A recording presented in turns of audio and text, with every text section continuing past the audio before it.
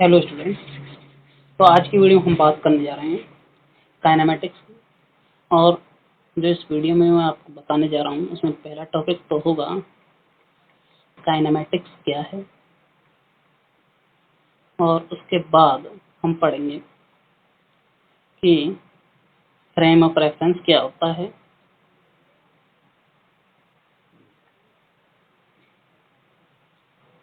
Frame of reference. उसके बाद पढ़ेंगे स्केलर और वेक्टर क्वांटिटीज क्या होती हैं, और इतना ही बहुत है इसके इस वीडियो के लिए। बाकी और जो भी होगा वो हम डिटेल से अलग अलग वीडियो में पढ़ेंगे ताकि वीडियो लंबी ना हो, इसीलिए 3 टॉपिक सफिशिएंट है। तो लेट अस स्टार्ट की बात करते हैं काइनेमेटिक्स की। तो काइनेमेटिक्स फिजिक्स के, और अगर प्रिसाइसली हम कहें तो मैकेनिक्स की एक ब्रांच होती है जिसमें हम मोशन के बारे में पढ़ते हैं कि कोई ऑब्जेक्ट हमारा मूव कर रहा है, मोशन में है, तो जो उसकी मोशन है हम उसके बारे में पढ़ते हैं।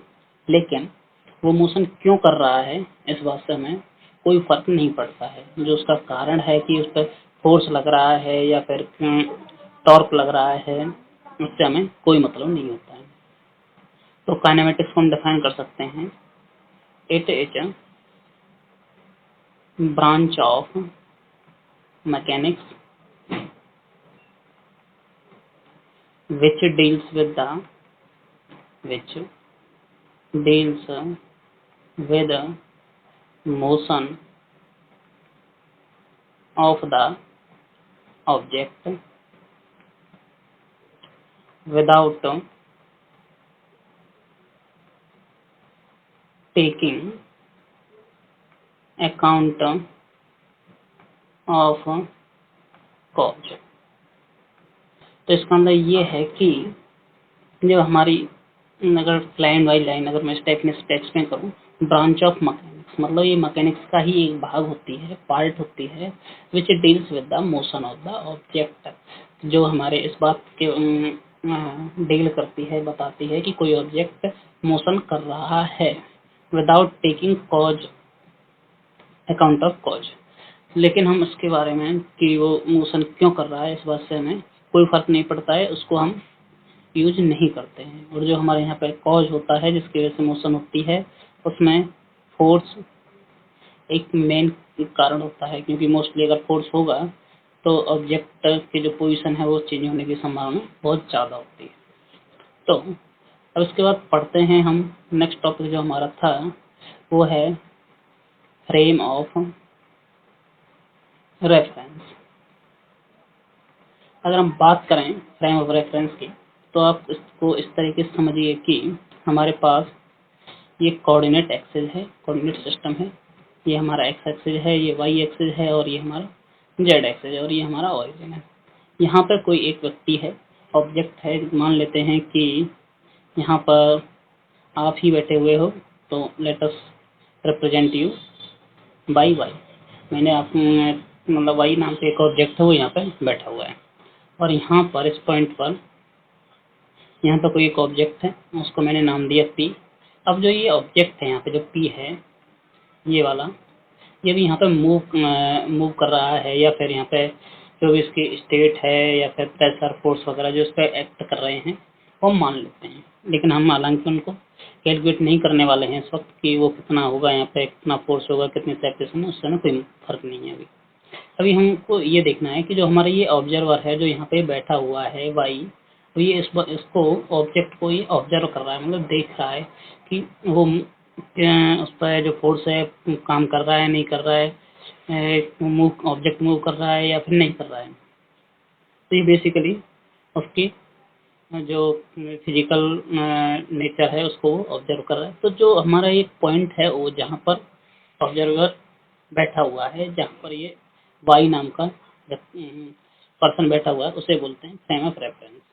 फ्रेम ऑफ रेफरेंस जरूरी नहीं है कि एक पॉइंट हो सकता है कि अगर आप रूम में हैं और वहाँ से कोई अगर ऑब्जर्वेशन करें तो रूम भी फ्रेम ऑफ रेफरेंस की तरह काम करता है। इसके साथ साथ हो सकता है कि अगर आप ट्रेन में बैठे हो तो ट्रेन भी फ्रेम ऑफ रेफरेंस की तरह काम करती है। अगर आप बाहर वाले ऑब्जेक्ट्स को देखते हो तो वो आपको पीछे की तरफ जाते हुए या आगे की तरफ जाते हुए दिखाई देते हैं। तो ये भी फ्रेम ऑफ रेफरेंस की तरह काम करते हैं। इसके बाद हम एक छोटा सा एग्जाम्पल ले लेते हैं, बहुत बार कई बार पूछा जाता है।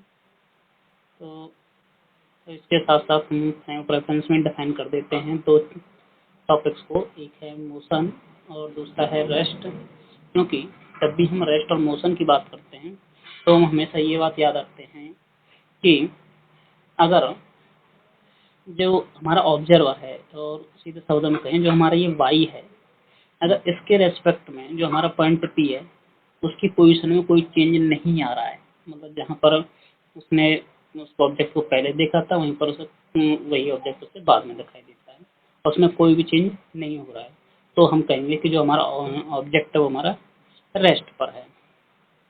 लेकिन वहीं पर अगर हम जो ऑब्जेक्ट अगर पी की पोजीशन है वो टाइम के साथ चेंज होती रहे तो हम कहेंगे कि ऑब्जेक्ट हमारा मोशन में है।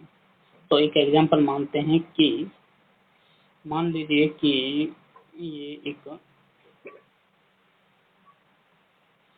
ट्रेन है, फॉर एग्जांपल मान लेते हैं, just for sake of simplicity. Drawing मेरी खराब है, आप लोगों की अच्छी है तो कोई ट्रेन बनाएं और उसमें बैठे। तो एक ट्रेन है और ट्रेन के अंदर एक व्यक्ति बैठा हुआ है। लेट अस सपोज कि ये एक व्यक्ति है, या फिर मान लेते हैं यहाँ पे एक ब्लॉक रखा हुआ है, इंसान को नहीं बैठेंगे, बेचारा गर्मी में मर जाएगा। तो और यहाँ पर ये हमारा ग्राउंड सरफेस है, यहाँ पर तो एक ऑब्जर्वर है, ये बेचारा एक छोटा सा हल्का सा ऑब्जर्वर है, शरीर दुबला पतला। तो अब ये इसको ट्रेन में जो ये ऑब्जेक्ट बैठा हुआ है इसको देख रहा है, ये ट्रेन आगे की तरफ चल रही है। तो जो ये ब्लॉक जो इसके अंदर रखा हुआ है अगर हम देखें तो जो इसके जो ये ऑब्जर्वर है, इसको पी मानता हूँ पर्सन को, तो पर्सन जो इसको देख रहा है जो इसकी पोजीशन है इसके रेस्पेक्ट में वो लगातार चेंज हो रही है। पहले इसकी जो सेपरेशन थी यहाँ से पहले इतनी होगी, फिर किसी टाइम पे जो ये ट्रेन है, ट्रेन आगे की तरफ बढ़ेगी तो जो हमारा एम है वो यहाँ पे भी आएगा, फिर इसके बाद कुछ टाइम पे इसकी पोजीशन यहाँ पे भी होगी। तो हम कह सकते हैं कि जो पोजीशन है ऑब्जेक्ट की, मतलब मास की, एम की, वो लगातार चेंज हो रही है। तो जब पोजीशन चेंज होती है तो उस केस में हम कहते हैं कि जो ऑब्जेक्ट है वो हमारा मोशन में है। और ये बात हमेशा याद रखनी है कि जब भी हम रेस्ट और मोशन की बात करते हैं तो वो हमेशा रिलेटिव होती है। कभी हम ये नहीं कहते हैं कि वो एब्सोल्यूट रेस्ट में हो और एब्सोल्यूट मोशन में है। ये डिपेंड करता है कि जो ऑब्जर्वर है उसके रेस्पेक्ट में उसकी पोजीशन चेंज हो रही है या नहीं हो रही है।